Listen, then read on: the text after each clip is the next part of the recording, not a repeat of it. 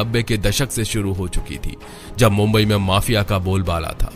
हाजी मस्तान, करीम लाला और बाद में दाऊद इब्राहिम, इन नामों का खौफ हर अखबार की हेडलाइन बन चुका था। लेकिन तभी सड़कों पर एक और नाम गूंजने लगा, शिवसेना। बाल ठाकरे की सेना ने इन माफियाओं के खिलाफ खुला ऐलान कर दिया था, अब मुंबई तुम्हारी नहीं रहेगी। राज ठाकरे, मनोहर जोशी और शिवसेना के कई नेताओं ने खुद मोर्चा संभाल लिया। दाऊद को मारो अभियान यह कोई नारेबाजी नहीं थी, बल्कि एक सीधा संदेश था अंडरवर्ल्ड को। शिव सैनिक पोस्टर लगाते, गैंगस्टर्स के अड्डों पर रेड कराते और कई बार तो खुद भिड़ जाते उन लोगों से जिनसे पुलिस भी डरती थी।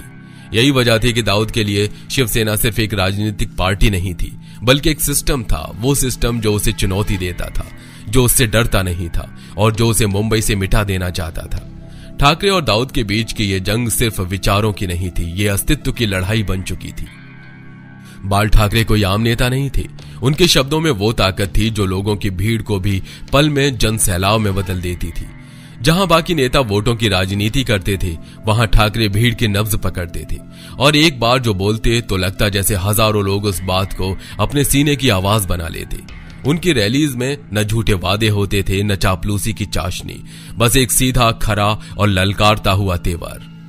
वो उस दौर का इकलौता नेता था जिनकी एक लाइन अगली सुबह के अखबार की हेडलाइन बनती थी।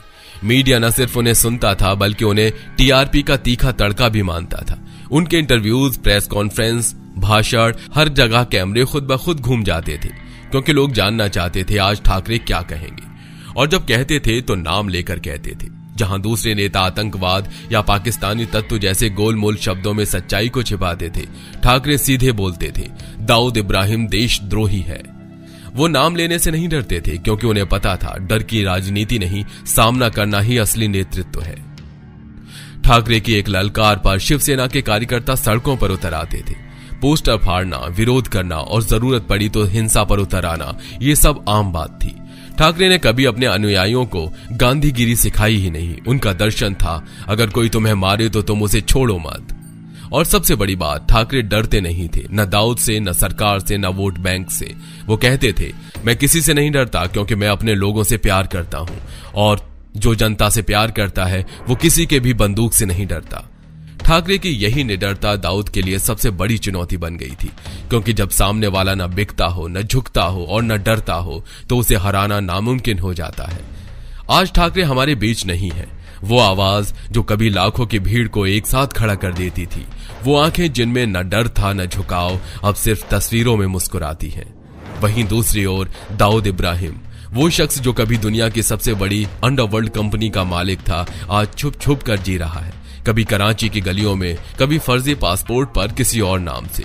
शायद उसे भी डर है किसी अधूरे हिसाब का। पर उस अधूरे हमले की कहानी वो सिर्फ फाइलों में बंद नहीं है, वो आज भी मुंबई की दीवारों में दर्ज है। मांटुका के चाय स्टॉल से लेकर दादर के पुराने अखबार विक्रेताओं तक, हर किसी के पास उस साजिश की एक अलग थ्योरी है। क्योंकि लोग भूल सकते हैं तारीखें, पर वो पल नहीं जब मौत ने दस्तक दी थी और किस्मत ने दरवाजा बंद कर दिया था। अगर उस दिन वो गाड़ी 10 मिनट लेट ना होती, अगर वो पार्टी न चल रही होती, अगर वो फोन पर जवाब रोक दो की जगह गो अहेड होता, तो यकीन मानिए आज शिवसेना शायद टूट चुकी होती, या फिर उतनी उग्र हो चुकी होती कि सियासत की भाषा बदल जाती। महाराष्ट्र की राजनीति जो ठाकरे की रैली और अखबार सामना की लहर पर चलती थी, शायद किसी और के इशारे पर चलती। भारत की राजनीति में एक ऐसा खालीपन आ जाता जिसे सिर्फ नेता नहीं, एक आंदोलन भर रहा था। ठाकरे की हत्या अगर उस दिन हो जाती तो वो सिर्फ एक इंसान की मौत नहीं होती, वो एक विचारधारा की हत्या होती। एक लाखों लोगों के आत्मविश्वास पर हमला होता और शायद एक ऐसे संघर्ष की हार होती जो सत्ता से नहीं, सिस्टम से लड़ रहा था। आज भले ही ठाकरे इस दुनिया में नहीं है, पर वो हमला जो नहीं हो पाया, वो हर बार याद दिलाता है कि किस्मत भी कभी कभी नेताओं की रखवाली करती है। और शायद इसलिए बाल ठाकरे का नाम आज भी जिंदा है, न सिर्फ शिवसेना में, बल्कि हर उस दिल में जो निडर होकर सच बोलने की हिम्मत करता है। तो दोस्तों, अगर आपको अब भी लगता है कि यह सिर्फ एक हमले की कहानी थी, तो एक पल ठहरिए और फिर सोचिए, क्योंकि ये सिर्फ गोलियों की आवाज और सुपारी किलर्स की कहानी नहीं थी। ये एक ऐसी जंग थी जहां बंदूकें थी, पर उससे बड़ी थी एक विचारधारा।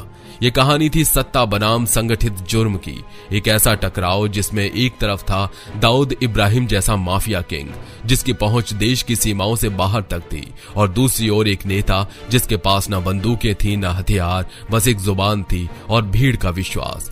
दाऊद ने पूरा प्लान बनाया था, शूटर तय, टाइमिंग फिक्स, रूटीन ट्रैक किया गया, लोकेशन तय की गई, सब कुछ सटीक था। बस एक चीज उनके प्लान में नहीं थी, ठाकरे का डर। वो डर जो दुबई के महल में बैठकर भी दाऊद की नींद उड़ा देता था। वो अक्सर जो हर भाषण के बाद सड़कों पर उतरने वाला जनसैलाब पैदा करता था। कभी कभी इतिहास बदलने के लिए गोली चलाना जरूरी नहीं होता, बल्कि उसका न चलना ही इतिहास बन जाता है। एक अधूरी गोली जो अगर चल जाती तो देश की राजनीति, समाज और सड़कों पर ऐसी आग लगती जो शायद आज तक न बुझी होती। पर वो गोली नहीं चली, क्योंकि कुछ कहानियां सिर्फ खत्म होने के लिए नहीं होती, वो चेतावनी देने के लिए होती हैं। तो अगली बार जब आप किसी अखबार में किसी नेता के बयान को पढ़ें या किसी गैंगस्टर की साजिश की खबर सुने, तो याद रखिए, कुछ लड़ाइयां सामने से नहीं लड़ी जाती, वो पर्दे के पीछे चलती हैं, और उनमें जीत उसी की होती है जिसके नाम से दुश्मन भी कांप जाए। और इस कहानी में वो नाम था बाल ठाकरे। अगर ये कहानी आपको छू गई हो, अगर एक पल को भी आपकी सोच को झकझोर दिया हो, तो इस वीडियो को शेयर जरूर करें, क्योंकि ये सिर्फ एक स्क्रिप्ट नहीं थी, ये कोई फिक्शनल थ्रिलर नहीं, ये एक अधूरी साजिश का सच था। एक ऐसा सच जो अखबारों की हेडलाइन नहीं बना, पर मुंबई की गलियों में आज भी फुसफुसाहट की तरह जिंदा है।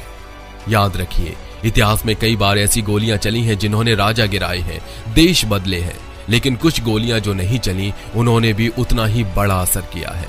क्योंकि जब एक गोली नहीं चलती तो वो एक सवाल छोड़ जाती है, क्या होता अगर? और वही अगर पूरी पीढ़ियों की सोच बदल देता है। तो अगली बार जब आप किसी साजिश की कहानी सुने तो एक बार जरूर सोचिएगा, क्या सचमुच वो खत्म हो गई थी या बस चूक गई थी। वीडियो पसंद आया हो तो आगे बढ़ाइए, क्योंकि ये सिर्फ किसी एक की लड़ाई नहीं, ये हम सब के इतिहास की परछाई है।